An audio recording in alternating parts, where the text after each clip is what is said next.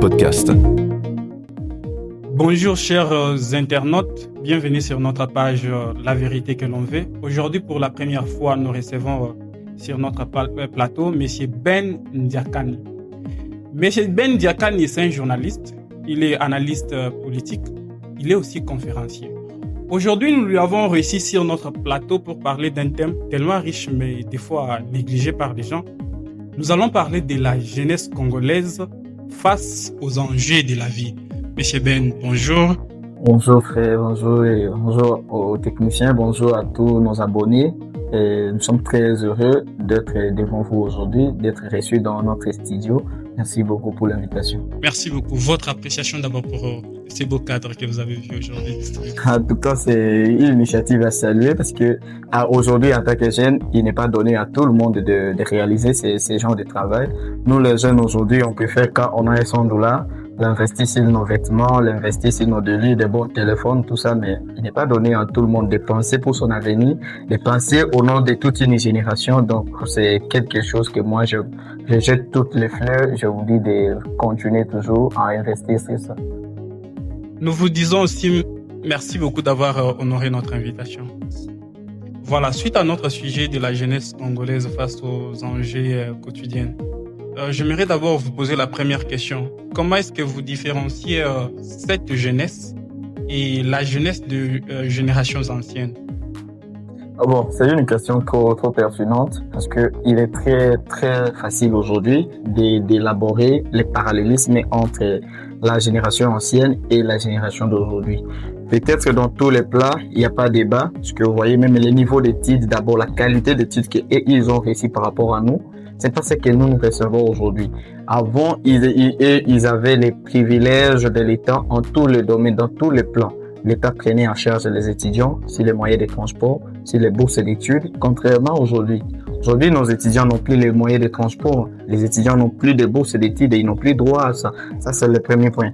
Le deuxième point, et avant, quand quelqu'un était étudiant déjà au campus, déjà à l'Ovanium, partout où il se trouvait, ils avaient déjà une garantie de se retrouver dans des entreprises publiques. Et contrairement aujourd'hui, combien de licenciés chôment dans des rues, combien aujourd'hui de nos frères qui ont fait les études jusqu'à aller au-delà, mais qui n'ont pas d'emploi, qui ne travaillent pas. Au lieu que ces mêmes gens aujourd'hui, qui sont aujourd'hui nos dirigeants, ne nous ont pas servi comme ils étaient servis. Alors, fort malheureusement, aujourd'hui, notre génération, notre jeunesse, nous sommes laissés dans la diversité. Nous nous sommes laissés dans le fanatisme. Voilà pourquoi je ne cesse pas d'interpeller cette génération. Aujourd'hui, on préfère être fanatique de tel ou tel dans n'importe quel domaine, mais on n'a rien. On ne pense même pas, on ne songe même pas à notre futur. On ne songe pas que demain, ce pays nous appartiendra. Ceux-là qui sont devant nous partiront. Et c'est nous qui aurons le temps de bien diriger ce pays. Et c'est nous qui aurons peut-être le temps d'orienter ceux qui seront derrière nous. Mais fort malheureusement, nous nous sommes laissés faire dans des délits, nous nous sommes laissés faire dans nos sentiments, nous nous sommes laissés faire dans toute autre chose que nous constatons aujourd'hui. Donc, en moi, c'est que je dirais, la génération ancienne et notre génération, il n'y a pas match. En tout cas, il n'y a pas match entre la génération ancienne et notre génération. En vous entendant parler, je vois vous attribuez trop la faute aux dirigeants. Ou soit la faute est partagée entre les dirigeants et les jeunes eux-mêmes. Bon, là, moi, je l'ai toujours appelé une loi de redevabilité. Ça veut dire, nous-mêmes, les jeunes, nous avons notre obligation de faire les choses. Les dirigeants aussi, ils ont leur part des choses. Pourquoi? Parce que nous, aujourd'hui, en tant que jeunes, qu'est-ce que nous faisons d'abord nous-mêmes? Que faisons-nous pour que nous avançons? Que faisons-nous d'abord pour que aujourd'hui, notre quotidien soit meilleur? Parce que peu importe, parce que les dirigeants ne font rien pour nous, nous aussi, on doit se taire parce qu'ils ne font rien, parce qu'ils ne veulent pas nous aider. Nous aussi, nous allons croiser les mains. Non, parce qu'ils ne font rien. Nous-mêmes, nous pouvons continuer à faire un pas. Si je reviens pour aller un peu loin, esquiser, les studios aussi, nous nous retrouvons aujourd'hui. Je ne crois pas que c'est le gouvernement qui a donné son appui. Je ne crois pas qu'il y a quelqu'un qui est venu vous soutenir. C'est pas à votre propre vision. Vous avez pensé à vous avez pensé, comme je l'ai dit au début, à votre futur. Vous avez dit non, en tant que jeune, je dois créer quelque chose qui sera monumental. Ça veut dire, je peux partir, mes frères, mes enfants, d'autres générations pourront en bénéficier de ça. Voilà les jeunes qui rêvent, voilà les jeunes que nous voulons. Au fond, malheureusement, nous aujourd'hui, nous ne faisons rien pour nous-mêmes. nous ne faisons rien. Donc, même si l'État lui-même aussi, il a constaté que comme nous sommes dans le fanatisme, il préfère aujourd'hui nous garantir peut-être, comme ils le font, nous garantir peut-être manger, nous garantir peut-être quelque chose qui auront que c'est équivalent à ce que nous leur donnons comme flatterie, et c'est parti. Donc, dans cette circonstance, moi, ce que je dirais, nous, les jeunes, nous avons vraiment l'obligation de beaucoup travailler, peu importe que l'État ne fait rien. Nous, on ne doit pas croiser les bons parce que l'État ne fait rien. Vu que lui ne fait rien, nous devons faire preuve de la bravoure, nous devons affronter les hostilités. C'est par après que l'État se rendra compte que non, il y a une génération à protéger. Mais l'État, de son côté, il ne crée pas des emplois pour les jeunes. Il ne se soucie pas de la restauration de cette jeunesse. Il ne se soucie pas de nos moyens de transport. Il ne se soucie de rien du quotidien. On s'est laissé chacun en son camp. On devient comme les lions et les léopards. Donc, on peut plus se croiser. Vous voyez que ça crée vraiment trop d'ennuis. Ça crée un désespoir dans ce point. Voilà pourquoi je suis toujours frappé par ces soucis. Je suis toujours frappé par cette idée de réveiller cette jeunesse qui dort aujourd'hui. Cette jeunesse qui se sent négligée d'elle-même, alors que nous avons encore beaucoup à espérer dans ce pays. Tellement riche vos explications, en tout cas, ça me touche extrêmement. Il faut être un jeune éveillé de mentalité pour déclarer devant les micros, devant les caméras, c'est beau message. Avec la venue des réseaux sociaux aujourd'hui, particulièrement un réseau social qui est plus utilisé par les jeunes, TikTok. Nous voyons la plupart des jeunes sont plus attachés à l'incivisme. Donc ils savent déjà qu'aujourd'hui, pour avoir la visibilité, il faut être à moitié nu sur les réseaux sociaux. Aujourd'hui, pour avoir la visibilité, il faut injurier les gens sur les réseaux sociaux. Aujourd'hui, pour avoir la visibilité, il faut injurier les hommes politiques pour les réseaux sociaux. À qui est-ce que vous attribuez la faute? C'est aux jeunes eux-mêmes?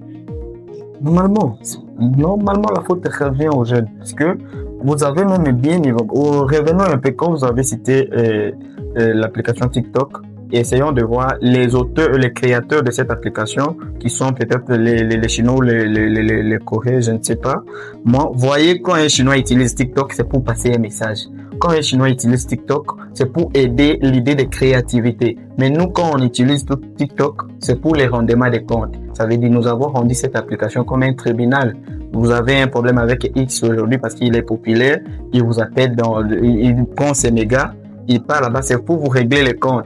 C'est pour vous exposer. Alors que cette application a été conçue sur l'idée de commerce, sur l'idée de développement, sur l'idée de la réconciliation, sur l'idée de la révolution, qui va aider aujourd'hui peut-être. Vous avez un moyen, vous avez une idée que vous ne savez pas exposer avec l'application TikTok.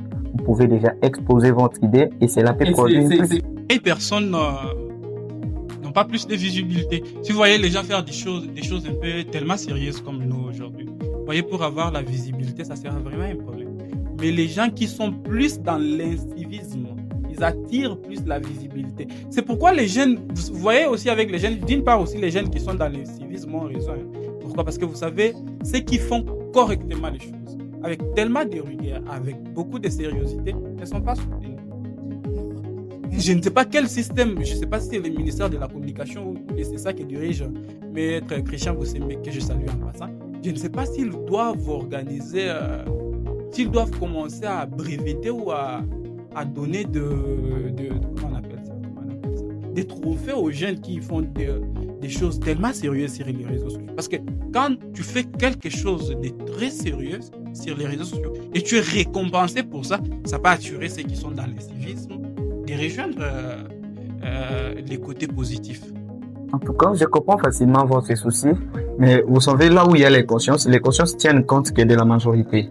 Alors, c'est pourquoi c'est là qui font aujourd'hui des bêtises dans les réseaux sociaux, parce que c'est un groupe des inconscients, ils ont réussi facilement à en tirer les autres qui sont dans les consciences. Donc, nous, aujourd'hui, qui sommes penchés dans la sérénité, nous sommes penchés dans la reprise de cette conscience, nous ne sommes pas beaucoup écoutés, nous sommes traités dans des camps de rêveurs, nous sommes traités dans des camps de passeurs du temps, donc tout ça. Pour ce que nous faisons ou nous demanderons peut-être aux dirigeants, comme vous avez évoqué aussi le président Bossembe, ce qu'ils vont faire, c'est peut-être d'organiser une structure pour récompenser les jeunes. Ça aussi, c'est très fort, c'est un peu très capital.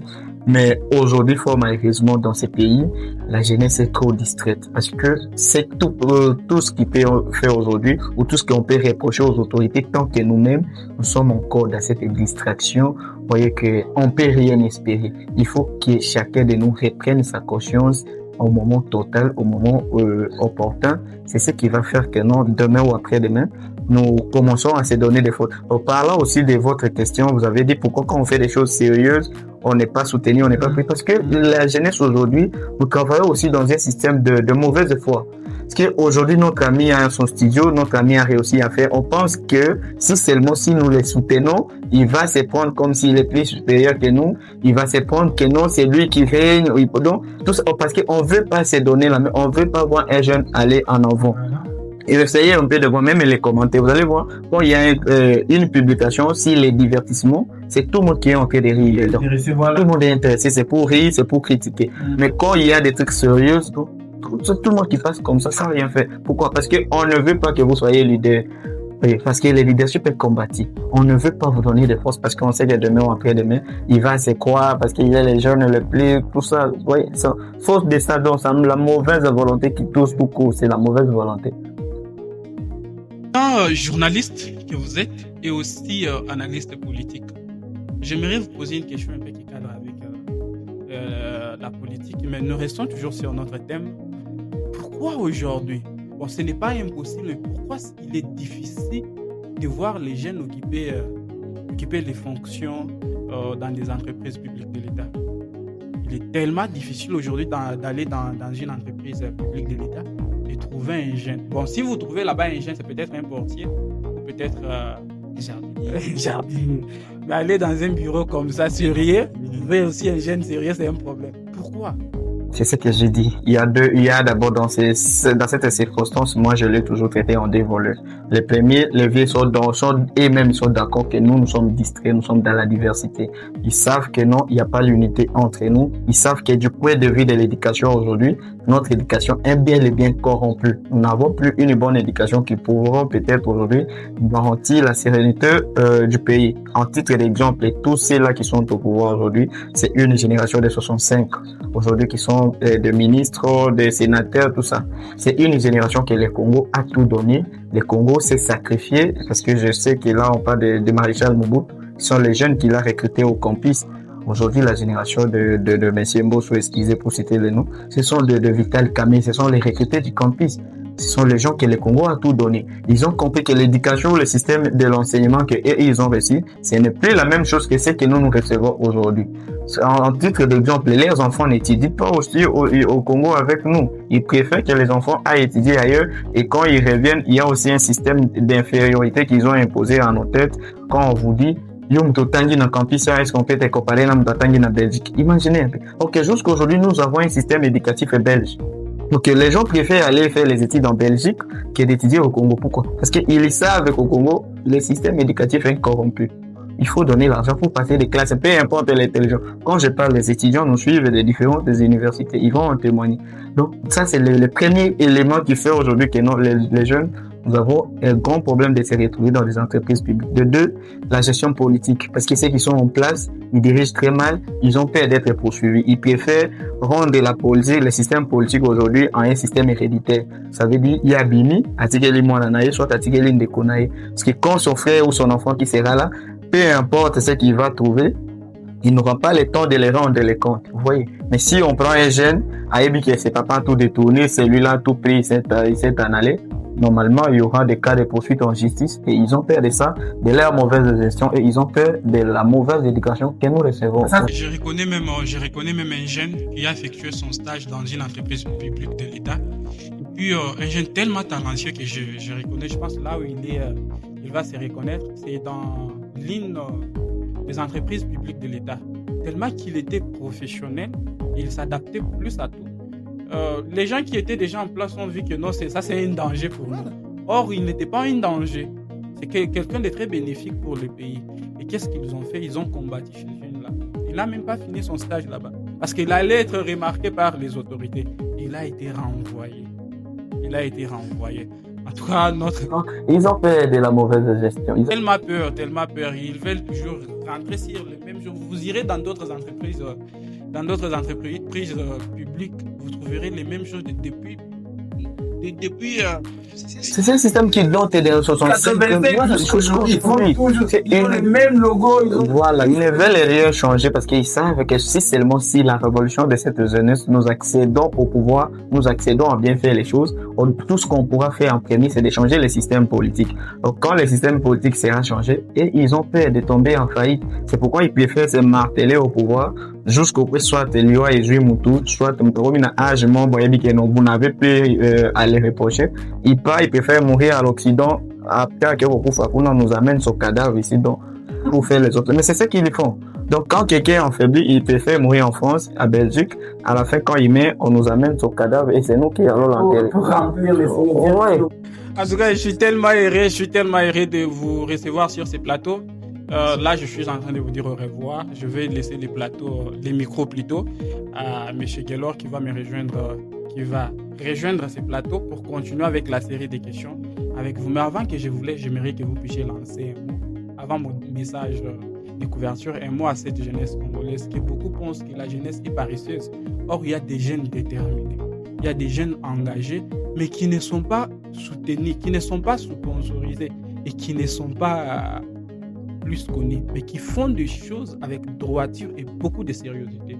Vous pouvez lui passer un message sur notre page, La Vérité que l'on veut.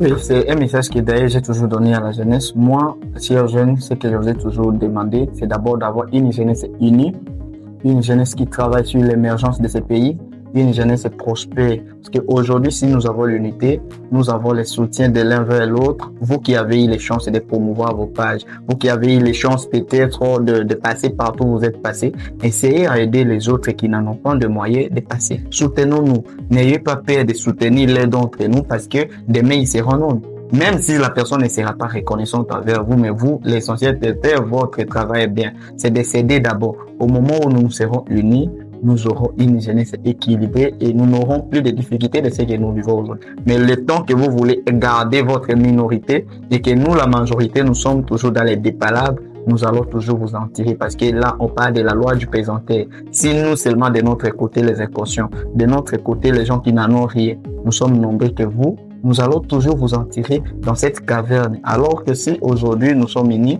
aujourd'hui, nous travaillons main dans la main, nous aurons une prospérité, nous aurons à écrire l'histoire de ce pays comme un président. C'est un message que je vais toujours laisser et toujours aimer que nous soyons unis, que nous nous donnons des forces, que nous travaillons pour notre avenir.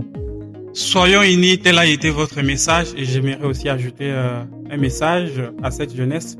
J'ai toujours aimé rappeler à tous les jeunes que la force que nous avons aujourd'hui, c'est vraiment une richesse. Cette force que nous avons aujourd'hui, c'est une richesse parce que vous voyez, il y a la plupart de vieux qui étaient jeunes hier, qui regrettent aujourd'hui de n'avoir pas osé. Pourquoi? Parce que ils n'ont plus de force. Ils ne peuvent pas se tenir debout plus de 30 heures, plus de 30 minutes plutôt. Ils ne peuvent pas se tenir debout. Mais nous ici, nous pouvons nous tenir debout, plus même d'une heure. Et non pas cette force. Si tu as la force de faire quelque chose, ose quand même commencer. Même si tu n'es pas soutenu. On nous a parlé de l'unité ici. Aujourd'hui, si vous voyez un jeune, particulièrement nous, les studios de podcast, La Vérité que l'on veut, nous allons faire de notre mieux, de faire entendre la voix des jeunes qui plusieurs personnes empêchent à ceux qui ne puissent pas être entendus. Nous serons partout pour vous soutenir. À toutes les personnes qui soutiennent les jeunes et à tous les jeunes qui se soutiennent, en tout cas, on est de cœur avec vous. Je vous laisse sur ces plateaux en attendant que M. Gaylor puisse vous rejoindre pour la continuité des questions. Ça a été un plaisir pour moi de vous recevoir. Merci.